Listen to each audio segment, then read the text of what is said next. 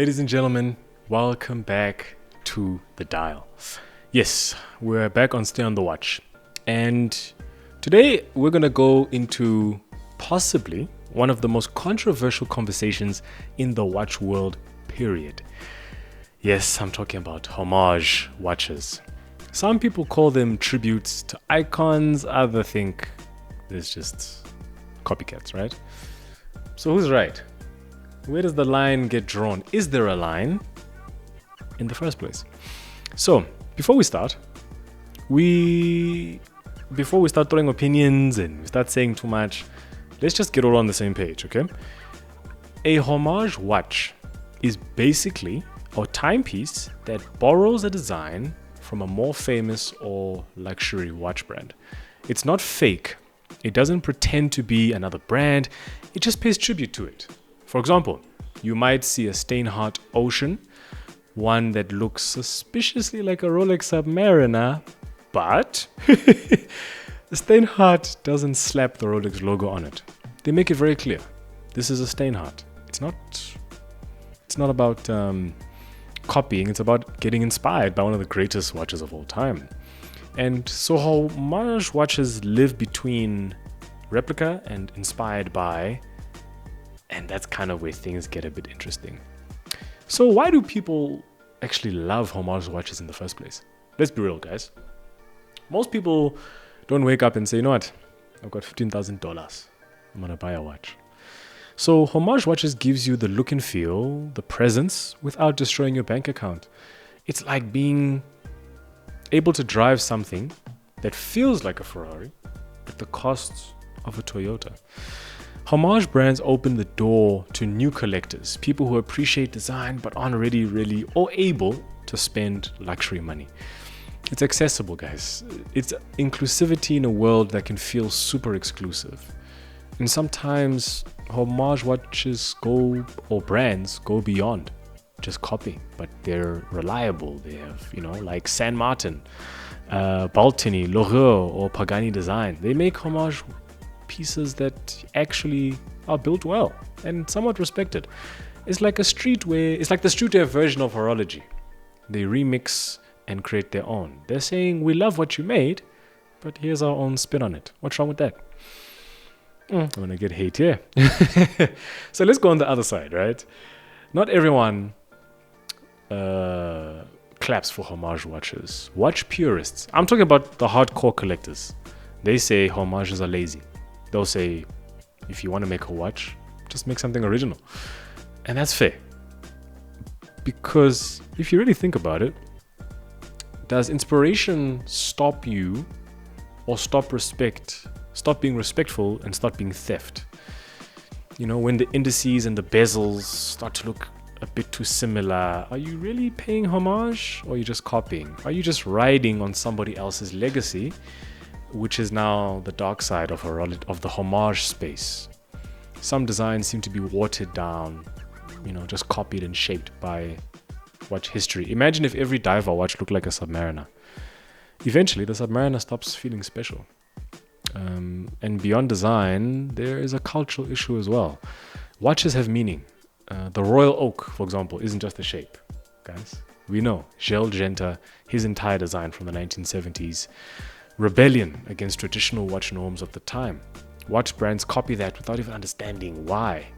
And then at that point, it can even lose its soul, worst case scenario. But now it gets a bit complicated, right? Homages aren't inherently bad. The truth is, it's not black and white. It's a lot of shades of gray.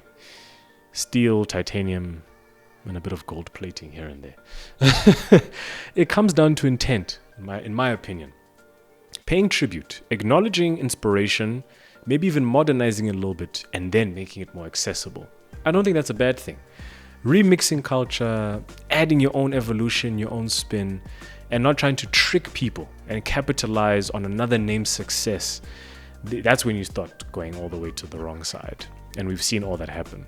Some homage pieces come so close to the original that you have to squint your eyes like this and say, hey man, did I get a fake watch? At that point, that is not homage, that is imitation. Hi guys, hello, sorry. I know you're watching the video, you're like, oh, I'm really enjoying it, I'm really into it, and now this guy has just stopped him, it looks funny. Listen, quick one, guys. You want to advertise on the dial, now you can, okay? Link in the description. If you want an ad here, there, or your own whole situation, click the link in the description. Send us a message and let's have a conversation. You just never know. You know what we're about. You've been following us for some time now, and the dial watches refinement, lifestyle. So if your brand, product, service matches the dial. So we do have ad space now, guys. Really, really cool. This wouldn't be possible without every single one of you. So thank you so much for that. But all your brands and business people out there, link in the description. Sorry, I disturbed you. You're watching the video, so yeah, you can go back to watching the video. But link in the description down below. But let's zoom out a bit and let's talk about from our lens, right? Ours, the African one, guys. We're in a moment where African watchmaking is starting to take form, and brands like Asorok, Adaima, Mwangi, Nkata, each of these are blending heritage and their design, and they're not copying necessarily European luxury to validate itself. We can study, we can appreciate, and remix it into something rooted in African identity. Imagine a dive watch inspired by a submariner with a textured dial from volcanic rock, or a chronograph that uses beadwork motifs and Pan-African colors in a modern way. That's Afrocentric design, guys. Not imitation, but it's a reinterpretation. Yes, a reinterpretation through the African lens. It's, our rhythm, symbolism, meaning, craftsmanship. And if we apply that to watchmaking in general, then at that point we're not making homages, we're making heirlooms, right? So let's talk about it from a collector's viewpoint. Some collectors out there, will spend long nights debating reference numbers. And a lot of collectors see homage watches, as something to debate, something that, let's beginners explore the hobby without the pressure. And you know what? I think that's fair. Many seasoned collectors started with homage watches. Later on, as money started to come in, they started to get the real thing. So in a weird way, homages actually makes the watch industry quite interesting. They bring people into the culture. They create curiosity, and curiosity therefore turns into knowledge. It's kind of like training wheels for collecting, right?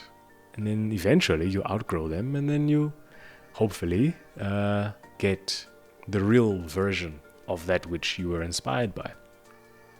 But where should the line be drawn? So let's talk about this line between homage and copy, right? Flat out copying. I think it's pretty simple. Branding transparency. Be proud of who you are. Don't trace others' work. Add something different. Add something new about yourself. And make it yours, guys. Like, when homage is done with respect, it can be a form of storytelling, connecting the past with the present. But if it's done wishy-washy, it's just a noise. The more powerful homage isn't the one that looks like another watch, but it's one that feels like it honors that which it is inspired by or it represents. So I think we're entering a new era of design now, where even homage brands are starting to become players. Like I said, Steinhardt, Laurent, Saint Martin, they've moved from homage to heritage building. They're creating original designs now because their fan base that they've built through homages have now given them credibility and other resources to grow. And that's the evolution that we want to see here at the Dial, because brands start with inspiration, grow into their own design language, and even for African brands especially, the potential is endless. There's a whole untapped narrative waiting to be designed, I think, and stories, kingdoms, innovations, sustainability, heritage, all of that being told through a timepiece. We don't need to borrow a legacy anymore. We can just build it. And I think that's what homage is. Do you think homages, guys, are tributes or they're just cheapening the art of watchmaking. I don't know. Let me know what you guys think in the comments. But yeah, man, I just want to have the conversation, guys. I think Homage watches, it's an interesting conversation. There's a lot of watches I've seen. I'm just getting into the watch industry myself as an individual. And homages is what we look at, as well. Like, okay, I can't afford this yet, but I mean, of course, I want something that makes me feel just as good for now. Yes, I think provided that, like I said, it's not imitation or you're not just lying and just putting another brand's logo and saying it's theirs even though it's not. You know what you're buying, right? You know that you're not buying a Rolex look-alike that says it's a Rolex. You're buying, a Steinhardt. You're buying any micro brand or any brand for that matter. I think Homage Watches has a special gray area that, if done really well, can just move past Homage and just be original. And then there's that dark side, if you will. But let me know what you guys think in the comments. I know many of us own Homage watches. What is your favorite Homage watch that you own? What do you guys think about Homage watches? Are you one of those watch collectors that just say, nope, if it's not the real thing, I don't want it? Or you're like, listen, this is what the budget is. Let's see what I can get. And I do believe that's most of us. But the watchmaking industry is becoming a lot more accessible, which is, I think, overall, for the most part, a good thing. But before I go, guys, if you want to watch all our videos and you're a bit lazy to go to the YouTube channel, head over to www.thedial.watches. Watch every single piece of content we've ever released and check the website out. You might be pleasantly surprised. I don't wanna give it away. So go and see for yourself, guys. Let us know what you guys think. As well as a quick shout out from our partners at Luxury Time. If you're looking to buy, sell a watch of your dreams at pretty good prices, head over to www.luxurytime.co.za. Let them know that the Dial sent you, and they'll look after you the way they look after us. And if you want to advertise on the Dial, well, link in the description. Don't say I didn't tell you. If you look at us and you're like, my brand can fit in here. Well, we're here to work together. So link in the description, guys. Click the link, send us a message, and let's work together. So yeah, guys, that's me. Please like, share, and subscribe. And never forget to stay on the watch.